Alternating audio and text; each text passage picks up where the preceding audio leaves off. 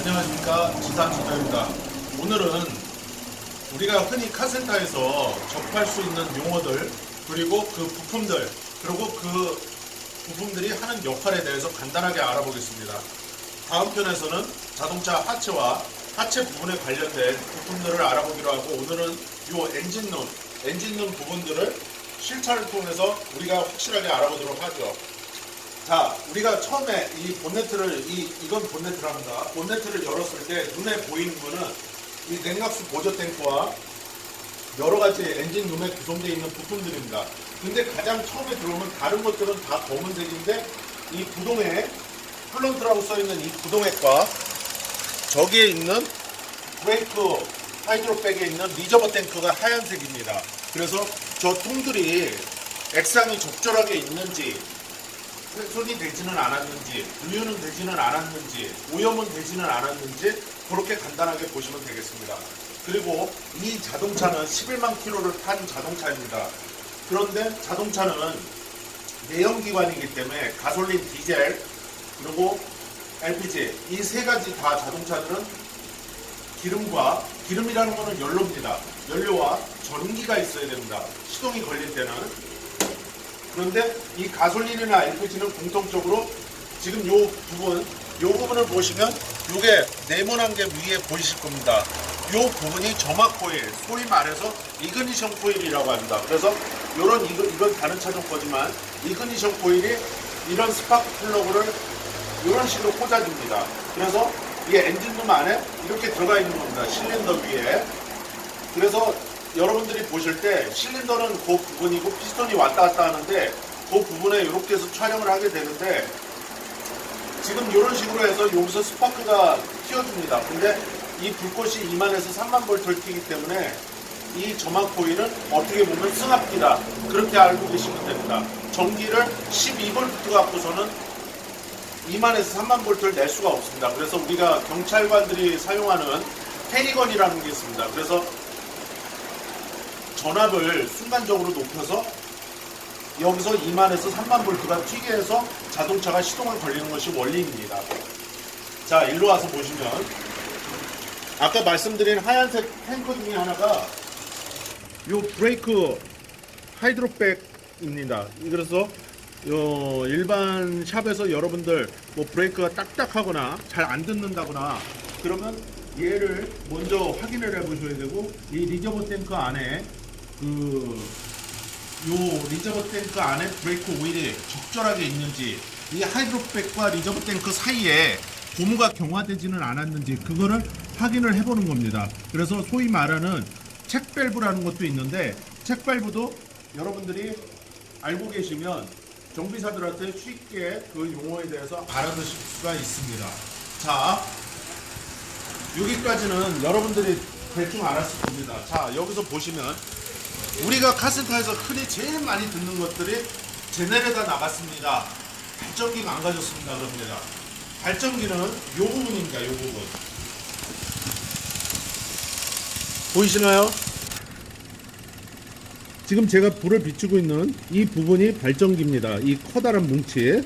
근데 얘네들을 보시면 저렇게 구멍이 숭숭숭숭 가로로 뚫려 있습니다. 왜 그러냐면 저 안에 정류자나 이 소위 말하는 정류자 이 부분들에서 많은 열을 발생을 하게 됩니다. 그래서 저 안에는 선풍기처럼 그 날개도 달려 있고, 그래서 저렇게 구멍이 뚫려 있는 것이 발전기다.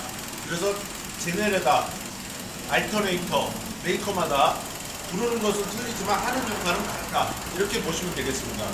자, 그리고 일본식 조어 중에 가장 대표가 우리가 자동차 엔진룸에서 미미라는 거를 아마 많이 들어보실 겁니다. 미미는 이 부분입니다. 이 부분. 그래서 우리가 얘기할 때는 엔진 마운트 이렇게 얘기를 합니다. 그래서 이 부분이 요즘 차들은 그러니까 오일 봉입형이라 걔가 주저앉거나 오일이 터졌거나, 이 차 같은 경우도 그렇지만은 그 미미라는 것이 통칭적으로 보통 4개 정도가 있는데, 요즘 차들은 3개가 달려있는 경우도 있습니다. 이 프레임이 없는 샤시 프레임 없는 자동차들을 보통 모노코크 바디라고 합니다. 그러면 모노코크 바디에 엔진이 달려있게 해서 허공에 떨 수가 없기 때문에 이렇게 미미라는 걸 장착을 합니다. 그래서 일본 말로는 귀가 됩니다. 귀가. 그래서 미미는 뭐다?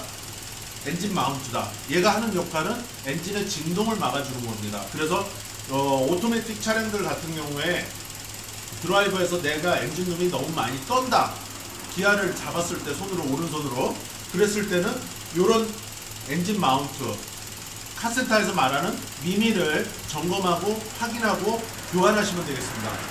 자, 그리고 이 엔진 눈표는 이렇게 간략하게 말씀을 드렸습니다. 전에 말씀드렸듯이 배터리는 이렇게 하얗게 황산액이 나왔을 때는 좋지 않은 겁니다. 그래서 이렇게 황산액이 나왔을 때는 내 배터리가 교환 주기가 됐구나 이렇게 보시면 되겠습니다. 자, 그리고 자동차가 보시면 이 부분을 카센터에서는 다시방이라고 합니다. 근데 자동차에는 방이 없습니다. 이게 무슨 얘기냐 하면은 예전에 우리 선배들이 일본식 조어로 다시방 그렇게 얘기한 겁니다. 그래서 이렇게 열어보시면 이 부분이 보일 겁니다. 이 부분은 글로브 박스라고 합니다. 그래서 글로브란 장갑입니다. 장갑. 그래서 외국 사람들이 차를 만들 때 여기는 장갑을 넣어두는 박스, 그래서 글로브 박스가 되겠습니다. 자, 그리고 자동차에서 흔히 볼 수 있는 우리가 콘솔 박스라고 합니다. 운전석 시트와 조수석 시트 사이에 이렇게 뚜껑이 열리는 이런 부분을 콘솔 박스라고 합니다. 그래서 이런 것도 여러분들이 정비사들한테 알기 쉽게 들을 수 있는 부품이 되겠습니다.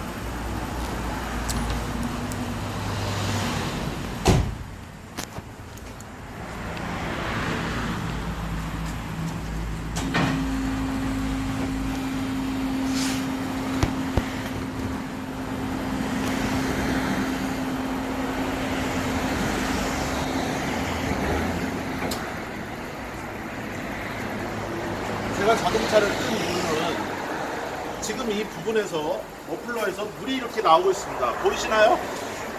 물이 나오고 있습니다. 그래서 내 자동차에서 물이 막 뚝뚝뚝뚝 떨어진다. 내 차가 망가졌구나. 기름이 나쁘거나 이렇게 생각하시면 안 됩니다. 가장 좋은 자동차들은 이렇게 물이 떨어지는 자동차들이 엔진 내연 기관이 상태가 좋다. 엔진이 좋다. 이렇게 보시면 되겠습니다. 그래서 이런 흰 크리넥스 종이를 갖고 했을 때 이렇게 물이 묻어 있어야 된다. 이런 식으로. 그래서 이 물이 묻어서 이렇게 하얀 수증기가 나온다. 그러면 내 차는 뭐다? 엔진 상태가 좋은 자동차다. 그렇게 알고 계시면 되겠습니다. 오늘은 자동차 엔진룸과 현장 용어를 알기 쉽게 여러분들한테 설명을 드렸습니다. 다음에는 자동차 하체 부분에 대해서 알아보도록 하겠습니다. 고맙습니다. 지산 전장현입니다.